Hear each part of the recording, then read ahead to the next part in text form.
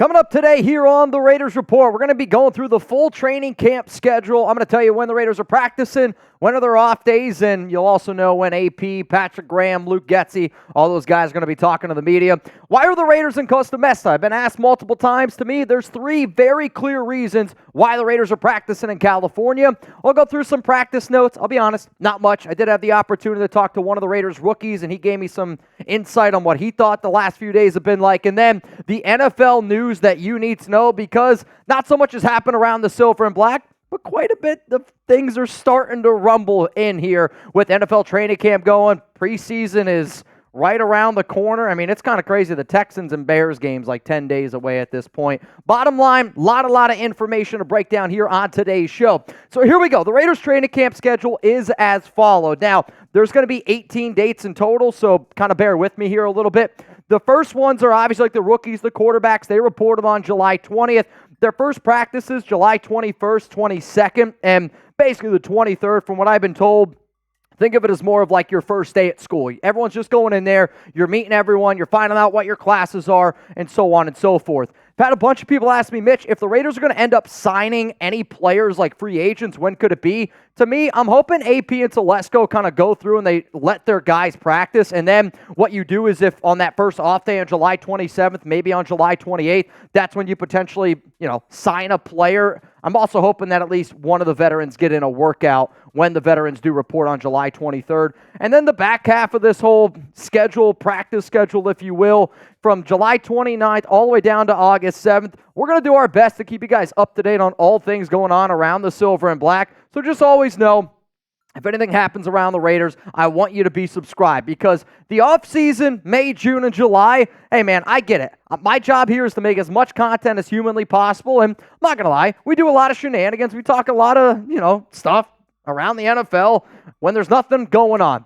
This is now finally the time where we get to flex our Raiders Report muscles here. We also get to show y'all what we're capable of, and there's a reason why. We are the number one most watched Raiders show in the entire world. There's a reason why we have over 170,000 subs. Hit that subscribe button, turn on those notifications, and if you don't like what you see after a week, after a month, unsubscribe. It doesn't cost you anything. So let's break down here the Raiders training camp, and again, the rookies, they reported Aidan O'Connell Gardner Minshew on July 20th.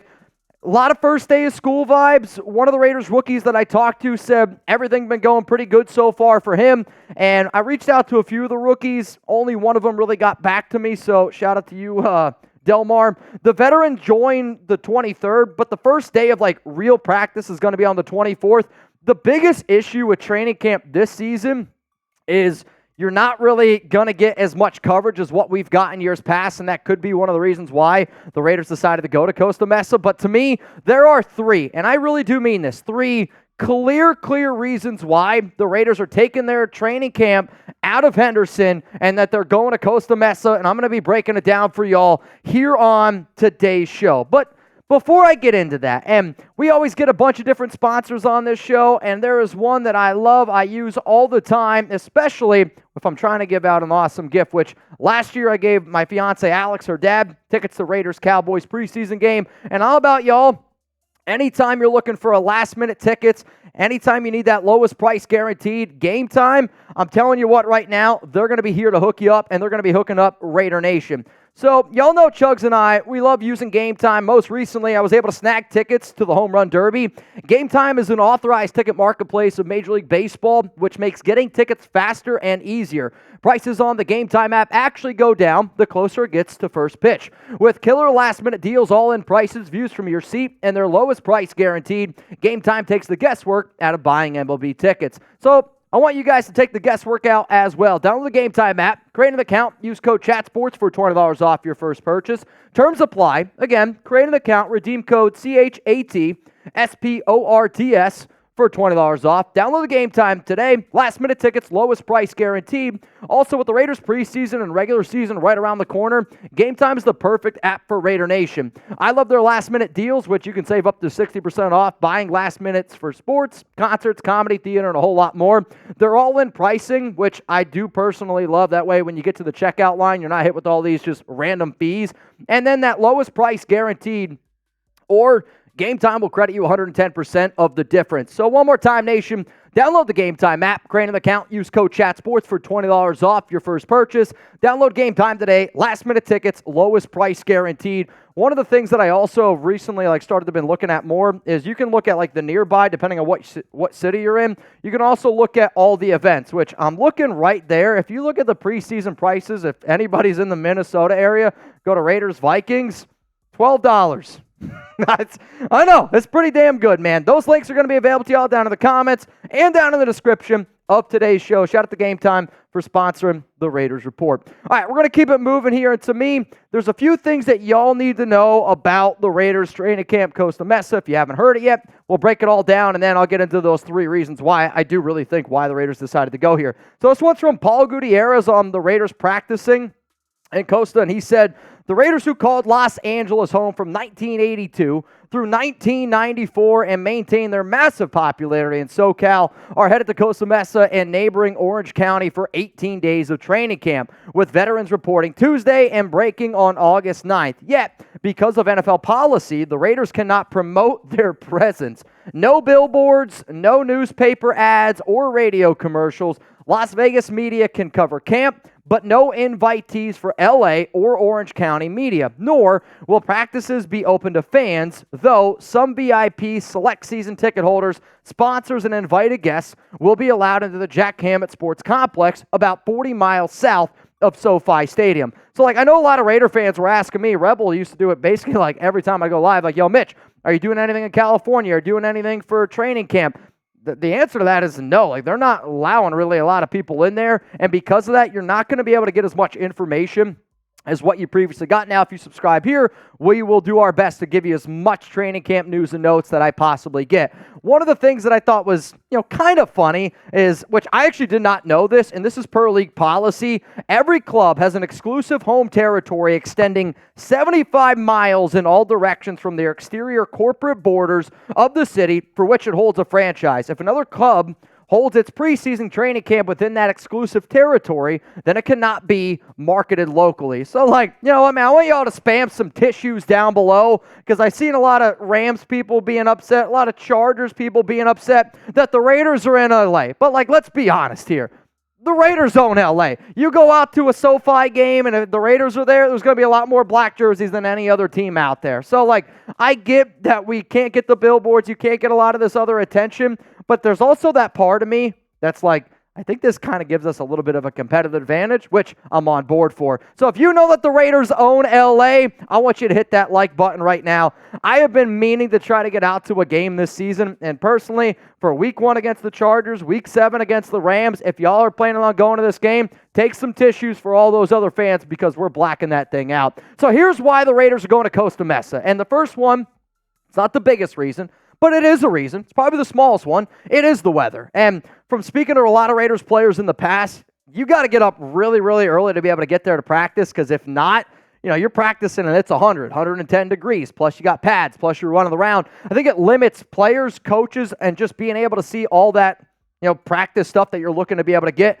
So the weather is a reason. I think another reason is the Tom Telesco experience. So for those that don't know, when the when the San Diego Chargers ended up moving to Los Angeles, Tom Telesco actually took the Chargers to this exact same sports complex and have his team do his thing. So I think from a head coaching, general manager standpoint, there is a little bit of familiarity there. Yeah, Mark Davis is paying a little bit more money to have those players go out there and do that. But you know what? If it worked before, and if Telesco likes it, because he also knows that media coverage might be a little bit more limited, could be a good thing. But to me, and it's the biggest reason why I actually like the Raiders going out there, AP wants to build chemistry. And it kind of gives me a little bit of remember the Titans vibes, I'm not going to lie, where, you send your team and you're going to have them together and they're going to be together and, you're going to build that bond. You're going to build that chemistry. There's a reason why a lot of my best friends, a lot of my groomsmen are my guys that I played college baseball with. Why? You're just around them all the flipping time and you just build that awesome chemistry. That's what this Raiders team's trying to do. That's what AP's trying to do. And he said this on Sunday, July 21st.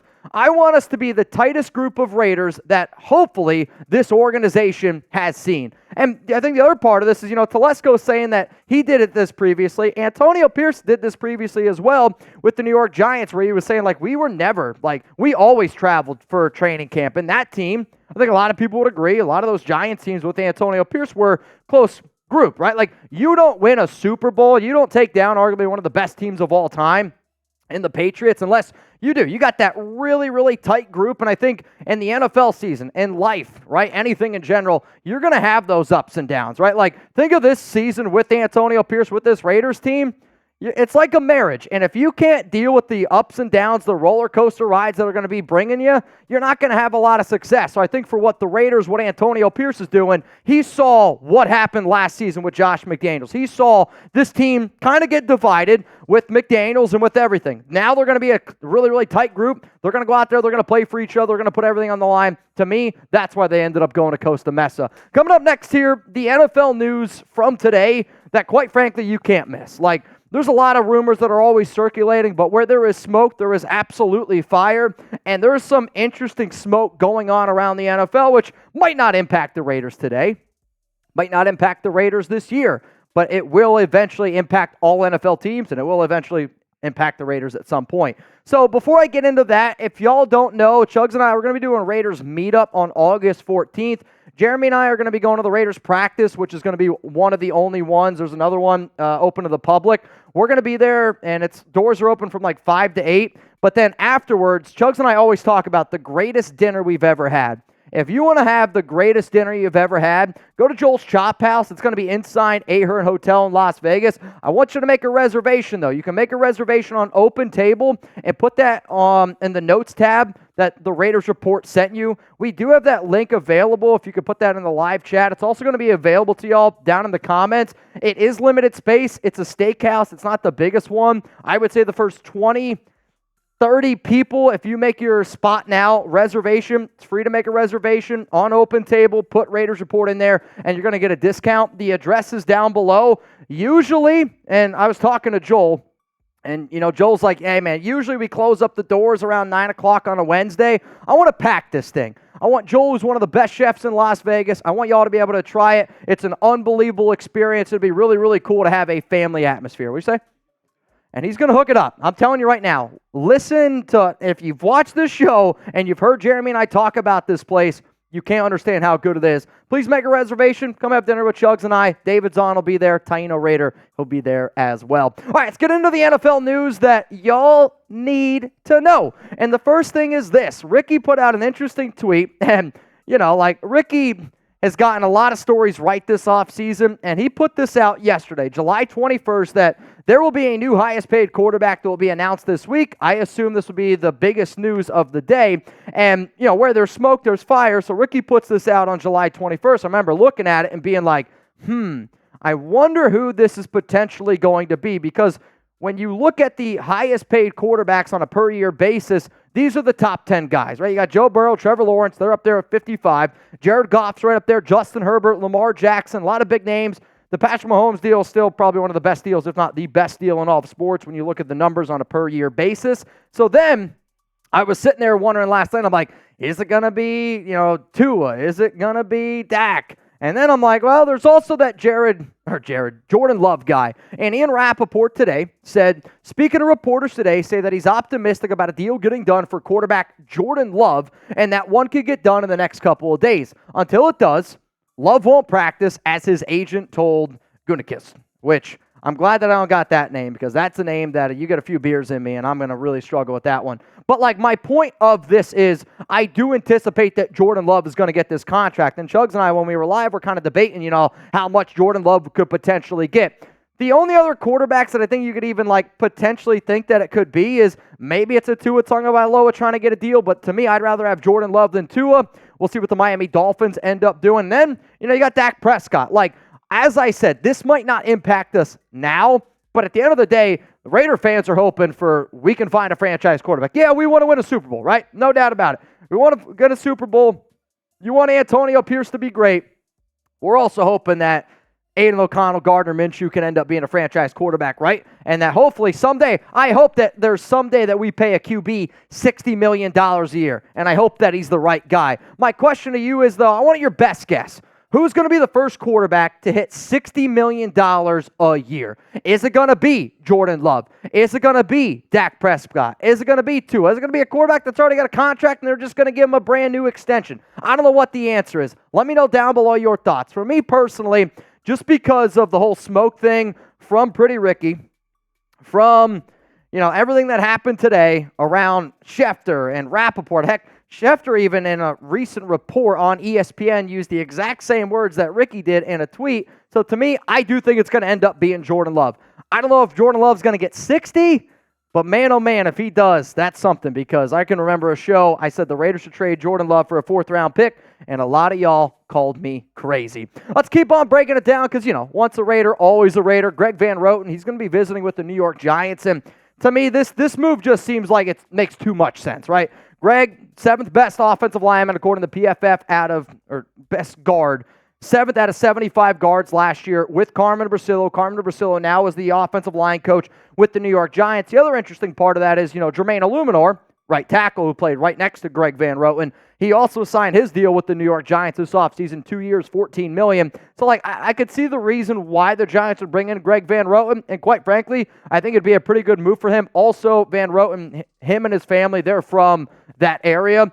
Other news, which this one to me is around a sore subject, but can we give the Minnesota Vikings a round of applause here? Because not all organizations do this, and honestly, it kind of reminded me of Mark Davis showing up to Tina Tinter's funeral and paying a lot of those funeral expenses as well. But the fact that the Vikings are going to pay a significant portion of the funeral expenses for Khyree Jackson, I think when you see NFL teams doing good things, and one of the things that I've been trying to do a better job of in the past few weeks, my fiance Alex is like, hey, let's go to church more, let's pray a little bit more, and when we pray, actually pray for something instead of just sitting down at dinner and going, bless us, oh Lord, for these gifts. Actually pray for something in the existence. And recently, I've just been praying for my family, obviously, pray for your loved ones, but then also just got to pray with all the craziness that's going on in the world right now. And I don't want to get into politics or anything around that, but with all the craziness going on in the world, you see something like this, and it just makes me really, really happy, man. So,